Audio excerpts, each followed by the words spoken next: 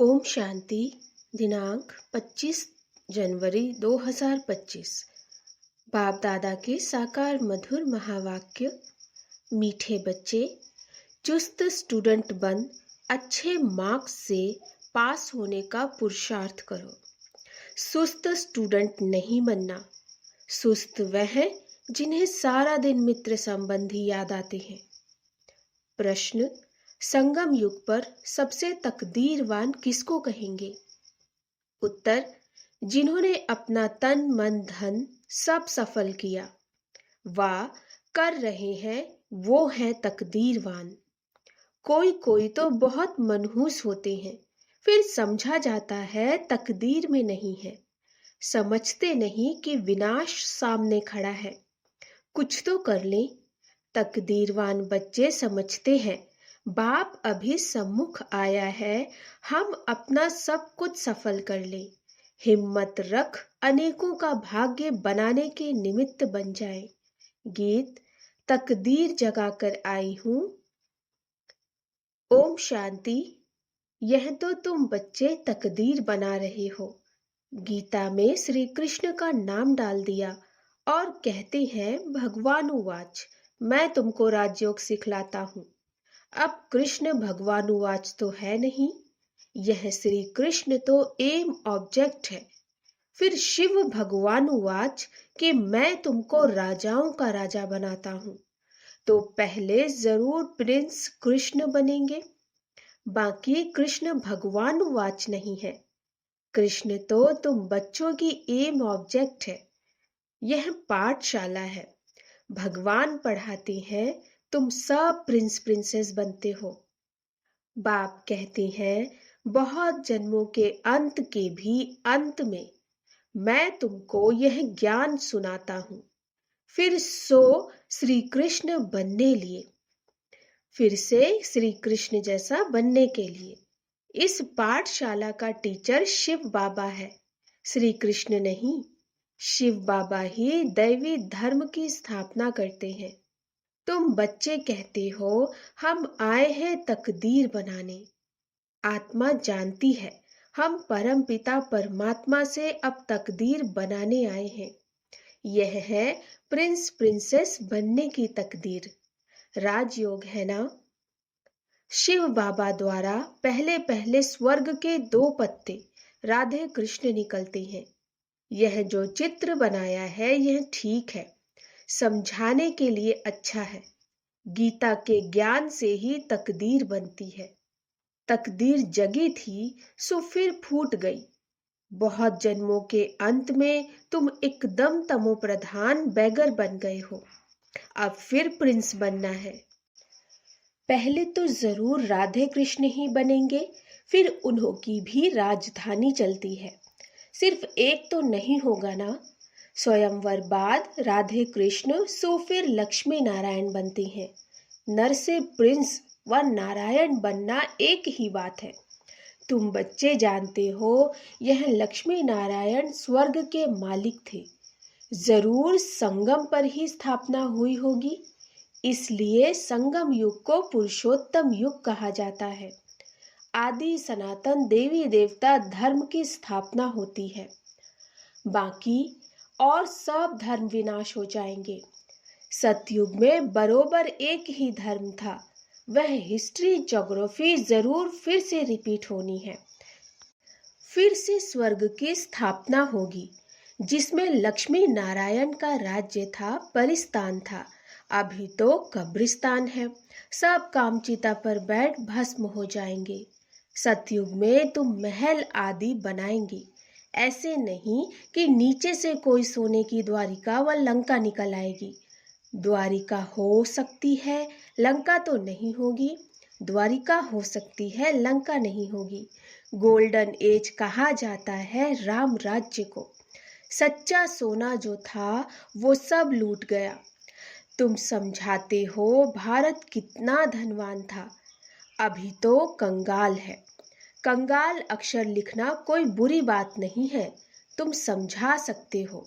सतयुग में एक ही धर्म था, वहां और कोई धर्म हो नहीं सकता। कई कहते हैं यह कैसे हो सकता, क्या सिर्फ देवताएं ही होंगे? अनेक मतांतर है, एक न मिले दूसरे से। कितना वंडर है, कितने एक्टर्स हैं। अभी स्वर्ग की स्थापना हो रही है, हम स्वर्गवासी बनते हैं। यह याद रहे तो सदा हर्षित मुख रहेंगे। तुम बच्चों को बहुत खुशी रहनी चाहिए। तुम्हारी एम ऑब्जेक्ट तो ऊंच है ना। हम मनुष्य से देवता स्वर्गवासी बनती हैं। यह भी तुम ब्राह्मण ही जानते हो कि स्वर्ग की स्थापना हो रही है। यह भी सदैव याद रहना चाहिए। परंतु माया घड़ी घड़ी भुला देती है। तकदीर में नहीं है तो सुधरते नहीं। झूठ बोलने की आदत आधा कल्प से पड़ी हुई है, वह निकलती नहीं।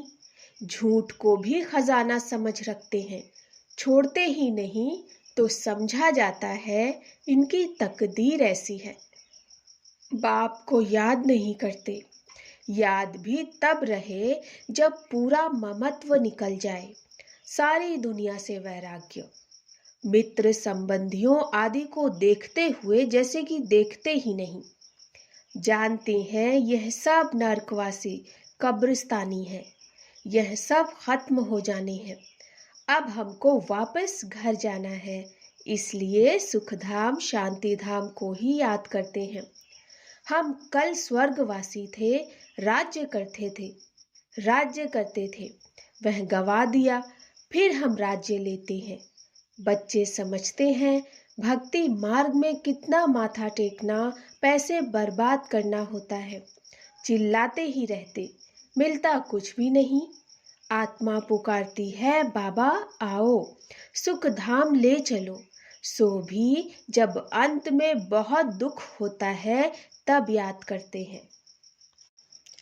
तुम देखते हो अभी यह पुरानी दुनिया खत्म होनी है। अभी हमारा यह अंतिम जन्म है, इसमें हमको सारी नॉलेज मिली है। नॉलेज पूरी धारण करनी है।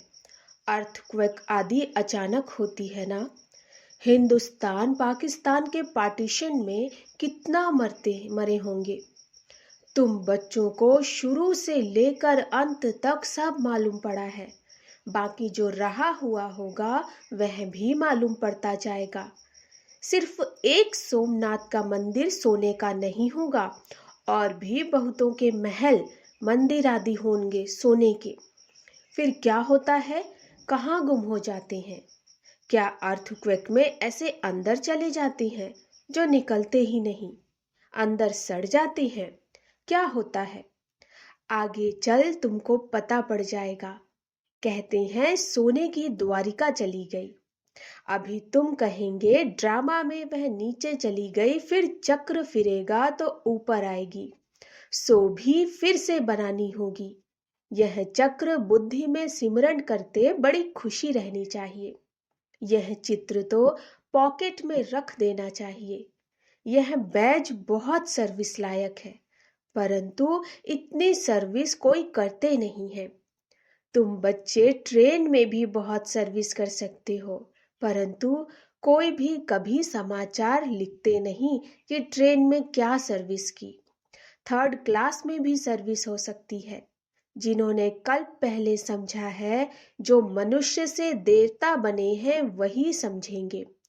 मनुष्य से देवता गाया जाता है। ऐसे नहीं कहेंगे कि मनुष्य से क्रिश्चियन व मनुष्य से सिख। नहीं, मनुष्य से देवता बने, अर्थात आदि सनातन देवी देवता धर्म की स्थापना हुई। बाकी सब अपने अपने धर्म में चले गए। झाड़ में दिखाया जाता है फलाने फलाने धर्म फिर कब स्थापन होंगे। देवताएं हिंदू बन गए, हिंदू से फिर और धर्म में कन्वर्ट हो गए। वह भी बहुत निकलेंगे जो अपने श्रेष्ठ धर्म कर्म को छोड़ दूसरे धर्मों में जाकर पड़े हैं। वह निकल आएंगे, पीछे थोड़ा समझेंगे, प्रजा में आ जाएंगे। देवी देवता धर्म में सब थोड़े ही आएंगे, सब अपने अपने सेक्शन में चले जाएंगे। तुम्हारी बुद्धि में यह सब बातें हैं। दुनिया में क्या क्या करते रहते हैं। अनाज के लिए कितना प्रबंध रखते हैं, बड़ी बड़ी मशीनें लगाते हैं, होता कुछ भी नहीं। सृष्टि को तमो प्रधान बनना ही है, सीढ़ी नीचे उतरनी ही है। ड्रामा में जो नूंद है वह होता रहता है, फिर नई दुनिया की स्थापना होनी ही है। साइंस जो अभी सीख रहे हैं, थोड़े वर्ष में बहुत होशियार हो जाएंगे, जिससे फिर वहां बहुत अच्छी अच्छी चीजें बनेंगी। यह साइंस वहां सुख देने वाली होगी। यहाँ सुख तो थोड़ा है, दुख बहुत है। इस साइंस को निकले कितने वर्ष हुए? आगे तो यह बिजली गैस आदि कुछ नहीं था, अभी तो देखो क्या हो गया है। वहां तो फिर सीखे सिखाए चलेंगे, जल्दी जल्दी काम होता जाएगा। यहाँ भी देखो मकान कैसे बनते हैं, सब कुछ रेडी रहता है, कितनी मंजिल बनाते हैं। वहां ऐसे नहीं होगा, वहां तो सबको अपनी अपनी खेती होती है, टैक्स आदि कुछ नहीं पड़ेगा। वहां तो अथाह धन होता है, जमीन भी ढेर होती है, नदियां तो सब होंगी, बाकी नाले नहीं होंगे जो बाद में खोदे जाते हैं। बच्चों को अंदर में कितनी खुशी रहनी चाहिए। हमको डबल इंजन मिली हुई है, पहाड़ी पर ट्रेन को डबल इंजन मिलती है। तुम बच्चे भी अंगुली देते हो ना, तुम हो कितने थोड़े, तुम्हारी महिमा भी गाई हुई है। तुम जानते हो हम खुदाई खिदमतगार हैं, श्रीमत पर खिदमत अर्थात सेवा कर रहे हैं। बाबा भी खिदमत करने आए हैं। एक धर्म की स्थापना अनेक धर्मों का विनाश करा देती है। थोड़ा आगे चलकर देखेंगे, बहुत हंगामे होंगे। अभी भी डर रहे हैं, कहाँ लड़कर बॉम्ब्स न चला दे। चिंगारी तो बहुत लगती रहती है, घड़ी घड़ी आपस में लड़ते रहते हैं। बच्चे जानते हैं पुरानी दुनिया खत्म होनी ही है, फिर हम अपने घर चले जाएंगे। अभी 84 का चक्र पूरा हुआ है, सब इकट्ठे चले जाएंगे। तुम्हारे में भी थोड़े हैं जिनको घड़ी घड़ी याद रहती है। ड्रामा अनुसार चुस्त और सुस्त दोनों ही प्रकार के स्टूडेंट हैं। चुस्त स्टूडेंट्स अच्छी पढ़ाई से पास हो जाते हैं। सुस्त जो होगा उनका तो सारा दिन लड़ना झगड़ना ही होता रहता है, बाप को याद नहीं करते, सारा दिन मित्र संबंधी ही बहुत याद आते रहते हैं। यहाँ तो सब कुछ भूल जाना होता है। हम आत्मा है, यह शरीर रूपी दुम लटका हुआ है। हम कर्मातीत अवस्था को पा लेंगे, फिर यह दुम छूट जाएगा। यही फिक्र है, कर्मातीत अवस्था हो जाए तो यह शरीर खत्म हो जाए, हम शाम से सुंदर बन जाएं। मेहनत तो करनी है ना। प्रदर्शनी में भी देखो कितनी मेहनत करते हैं। महेंद्र भोपाल से ने कितनी हिम्मत दिखाई है, अकेला कितनी हिम्मत से प्रदर्शनी आदि करते हैं। मेहनत का फल भी तो मिलेगा ना। एक ने कितनी कमाल की है, कितनों का कल्याण किया, मित्र संबंधियों आदि की मदद से ही कितना काम किया है, कमाल है। मित्र संबंधियों को समझाते हैं, यह पैसे आदि सब इस कार्य में लगाओ, रख कर क्या करेंगे। सेंटर भी खोला है, हिम्मत से कितनों का भाग्य बनाया है। ऐसे 5-7 निकलें तो कितनी सर्विस हो जाए। कोई कोई तो बहुत मनहूस होते हैं, फिर समझा जाता है तकदीर में नहीं है। समझते नहीं, विनाश सामने खड़ा है, कुछ तो कर लें। अभी मनुष्य जो दान करेंगे ईश्वर अर्थ कुछ भी मिलेगा नहीं। ईश्वर तो अभी आया है स्वर्ग की राजाई देने। दान पुण्य करने वालों को कुछ भी मिलेगा नहीं। संगम पर जिन्होंने अपना तन मन धन सब सफल किया व कर रहे हैं, वह है तकदीरवान। परंतु तकदीर में नहीं है तो समझते ही नहीं। तुम जानते हो वह भी ब्राह्मण है, हम भी ब्राह्मण हैं।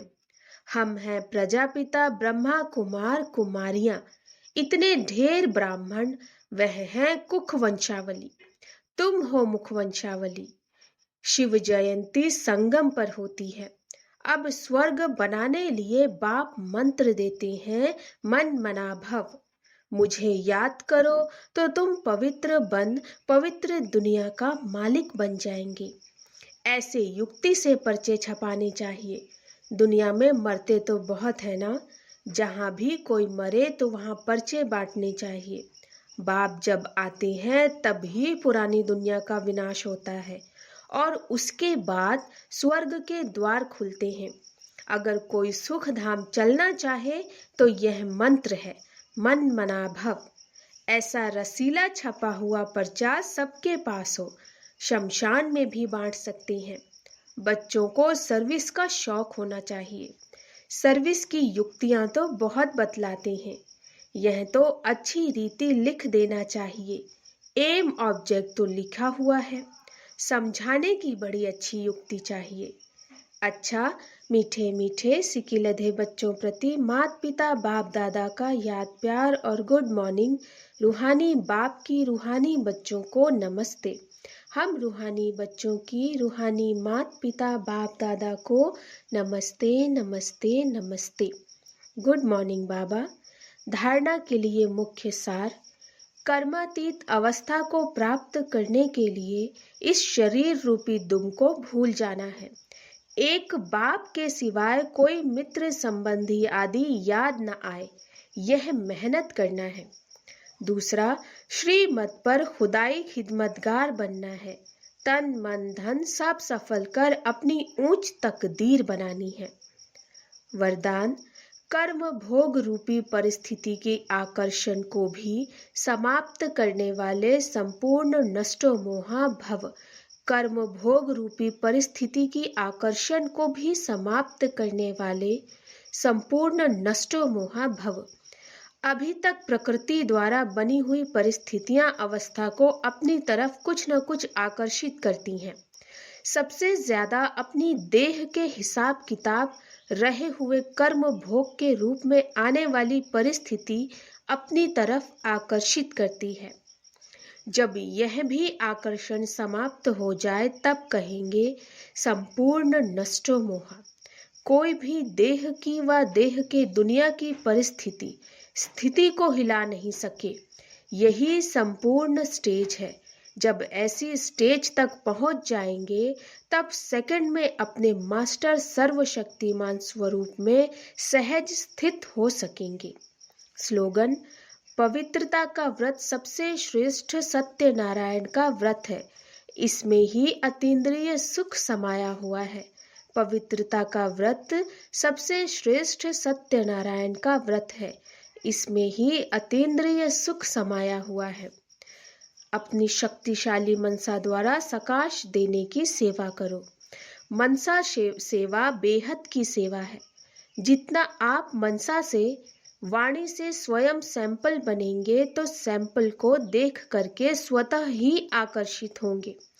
कोई भी स्थूल कार्य करते हुए मनसा द्वारा वाइब्रेशन फैलाने की सेवा करो।